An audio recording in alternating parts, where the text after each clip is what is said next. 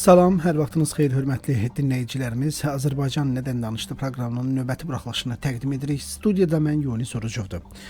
Əziz dinləyicilərimiz, Nikol Paşinyanın seçki təbliğatı davam edir və bu təbliğat çərçivəsində bir çox maraqlı kuryoz hadisələr də yaşanır. Onlardan biri də Ermənistanın Xarici İşlər Naziri Ararat Mirzoyanın baş nazirin qulağına dediyi sözün ictimai müzakirəyə çıxarılmasıdır. Belə ki, həmin hadisə vaxtı Ararat Mirzoyan Nikol Paşinyana Ermənistanla birbaşa ticarət hazırlıq prosesinin artıq Türkiyədə başa çatdığını xəbər vermişdi. Biz bugün bu barədə danışacağıq. Eyni zamanda Nikol Paşinyanın Rusiya ilə bağlı açıqlamaları da diqqət mərkəzimizdə olacaq. Söhbətimizə başlamazdan öncə qeyd edim ki, siyasi şərhçi Kənan Novruzov bizə telefonla bağlanıb. Hər vaxtınız xeyir olsun. Salam, hər vaxtınız xeyir olsun. Bir qədər əvvəl də vurğuladım, yəqin eşitdiniz məni, Ankaradan gələn xoş xəbərlərin Ararat Mirzoyan vasitəsilə bir qədər qeyri-adi formada Nikol Paşinyana çatdırılması ictimai fikirdə böyük müzakirələrə səbəb olubdur. Sizcə, məhz belə bir vaxtda, Nikol Paşinyanın seçkilərə hazırlaşdığı bir vaxtda, Ankara tərəfindən belə bir addımın atılması, yəni Ermənistanla birbaşa ticarətə hazırlıq prosesini başa çatdırıldığını elan etməsi nəyə hesablanıb? Düşünürəm ki, bu əslində Ermənistan hakimiyyətinin seçkilər ərəfəsində əlini gücləndirilməsinə hesablanmış bir məsələdir və bu bəlkə də daha əvvəl artıq həllini tapmışdı ticarət əlaqələrindən bağlı məsələ, amma indiki məqamda bunun açıqlanması yəqin ki, həm də elektoratı Nikol Paşinyan əleyhinə daha çox dəstək verməyə və belə deyək ki, daxildəki revanşistlərin, daxildəki müəyyən tərəfdə olan seçicilərin mövqelərinin dəyişilməsinə hesablanıb. Çünki artıq əhali başa düşür ki, Türkiyə ilə ticarət əlaqələrinin inkişafı həm də Ermənistanın Türkiyənin çətiri altına girməsinə, dolayısıyla Ermənistanın regionda daha təhlükəsiz mühitdə olmasına gətirib çıxaracaq və bu da Paşinyanın bir diplomatik nailiyyəti kimi təqdim olunacaq elektorata. Bu baxımdan mən düşünürəm ki, bu məsələ həm də seçki ərəfəsində Paşinyanın kampaniyasının bir tərkib hissəsidir. Yəni siz hesab edirsiniz ki, Ankara bu addımı ona görə atır ki, gələcəkdə Türkiyə-Ermənistan münasibətlərinin normallaşdırılması yalnız Nikol Paşinyanın hakimiyyətdə qalması ilə mümkündür? Düşünmürəm ki, tam olaraq bu belədir. Hər halda deyək ki, hakimiyyətə başqa bir siyasətçi gəlsə də belə, həmin siyasətçi isə Köçəryan olsun, isə Karapetyan olsun və sair başqası Türkiyə ilə konflikt yolunu tutası deyil, bu aydındır. Amma Ermənistan və Türkiyə əlaqələrinin normallaşması, Cənub Qafqazda sabitliyin güclənməsi üçün ən optimal siyasi fiqur məncə yenə Paşinyandır və Azərbaycan kimi Türkiyədə maraqlıdır ki, Paşinyan seçkilərdə qalib gəlsin. O baxımdan mən yeri gəlmişkən bu məsələni, yəni ticarət əlaqələrinin bərpasını, ticarət əlaqələrinin genişlənməsini həm də Türkiyənin İrəvana bir jesti kimi də qiymətləndirirəm və bir daha təkrar edirəm ki, Ankara Paşinyanın hakimiyyətdə qalmasında maraqlıdır və madam ki, Paşinyanı hakimiyyətdən devirmək istəyən, hakimiyyət dəyişikliyə çalışan 3-cü, 4-cü qüvvələr var. Belə olan halda əlbəttə Türkiyənin də hətta açıq şəkildə Paşinyana dəstək verməsi məncə heç də təəccüblü deyil və bu belə də olmalıdır. Ümumiyyətlə, Ermənistandakı seçki qabağı vəziyyəti necə qiymətləndirirsiniz? Mənim müşahidələrimə görə heç də Nikol Paşinyanın istədiyi kimi keçmir.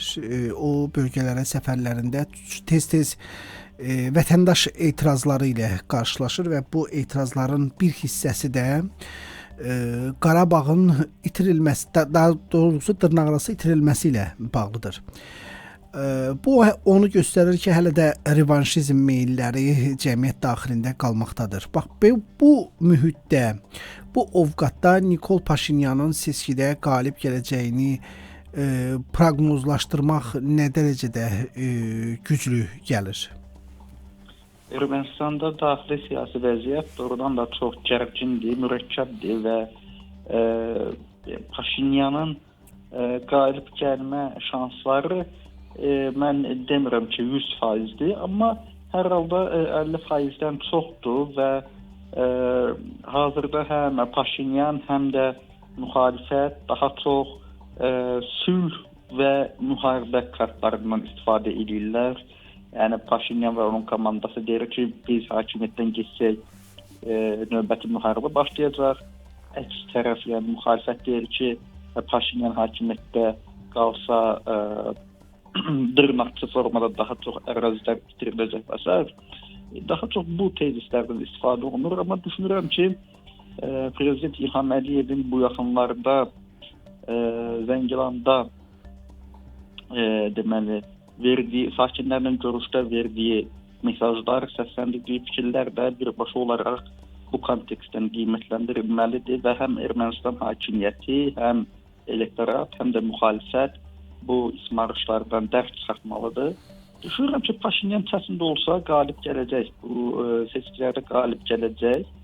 Əgər ona qarşı sui-qəsd olmasa və hərbi çevriliş olmasa, bu iki variantı istisna eləsək, Paşinyan elektoratın rəğbətini qazanaraq düşünürəm ki, yenə də hakimiyyətdə qalacaq.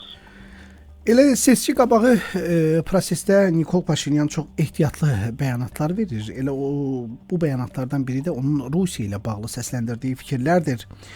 O deyir ki, Ermənistan Rusiya ilə mübahisə etmək niyyətində deyil və bunu da onunla əsaslandırır ki, bu birincisi Ermənistanın miqyasına uyğun deyil. Digər tərəfdən Ermənistan kiçik dövlətdir və Rusiya ilə mübahisə etmək nə onların vəzifəsinə, nə də məqsədinə uyğun gəlmir.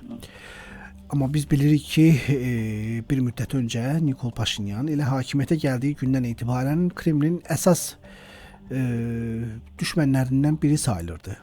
Onun həyata keçirdiyi addımları əgər biz nəzərə alsaq, bu məna çıxır. Bax, bu fikir dəyişikliyi və yaxud da biz buna strategiya dəyişikliyi yalnız seçki qabağı vəziyyətin normal saxlanılması üçündür, yoxsa doğrudan da Nikol Paşinyan öz siyasətində dəyişikliyə gedir?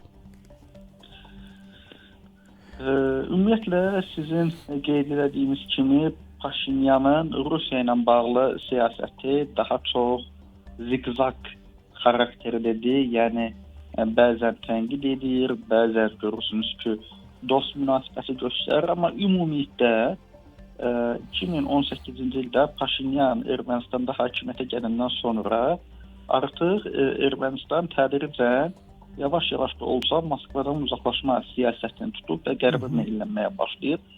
İndiki məqamda Paşinyanın səsləndirdiyi bu fikirlər düşünürəm ki, daha çox qarşıdan gələn parlament seçkilərində və bu ərəfədə Rusiyanın mümkün müdaxilələrinin qarşısını almağa və yaxud da Rusiyanı mümkün qədər qıcıqlandırmamağa hesablanıb. Biraz da obrazlı dildə desək, ola bilsə ki, Rusiyanın başının altına yasıq qoymaq hesablanıb. Hər halda indiki məqamda nəzərə alsaq ki, Ermənistanda daxili siyasi vəziyyət gərgindir və seçkilər yaxınlaşdıqca hətta Ermənistanda vətəndaş müharibəsinə bənzər vəziyyət yarana bilər. Deməli, Paşinyanın mövqelərinin zəifləmə ehtimalı var. Əlbəttə, Paşinyan bunu nəzərə alır və Rusiya ilə münasibətləri qorumağa çalışır. Çünki başa düşür ki, Rusiyanın damarını tapdalatsa, deməli, ciddi təhdidlərlə üzləşə bilər. O baxımdan düşünürəm ki, indiki məqamda ən azı seçkilərin nəticəsinə qədər Paşinyan həm Qərbi, həm də Moskvanı razı salmağa çalışacaq. Amma qalib gəlsə əgər, ondan sonra İrəvan daha çox Moskvadan uzaqlaşma yolunu tutmağa davam edəcək məncə. Amma bir neçə gün bundan əvvəl Vladimir Putin Nikol Paşinyan qarşısında çox aydın bir seçim qoydu və o vurğuladı ki, Ermənistan ya Avropa İttifaqını ya da Avrasiya İqtisadi Təşkilatını seçməlidir. Sizcə bu tapşırığa İrəvan administrasiyası nə cür əməl edəcək? Mən düşünürəm ki, Ermənistan indiki məqamda Avropa İqtisadi İttifaqı və Avropa İttifaqı arasında hələlik konkret seçim eləməyəcək. Çünki bu həm də Qərb və Rusiya arasında seçim eləmək deməkdir və Paşinyan bunun üçün tələsməyəcək. Çünki iki tərəfdən birinə tam meyllənmək, digər tərəfdən ciddi təzyiqlərlə üzləşmək deməkdir. Paşinyan bu riskləri nəzərə alacaq və indiyə kimi də nəzərə alıb. Yeri gəlmişkən Paşinyanın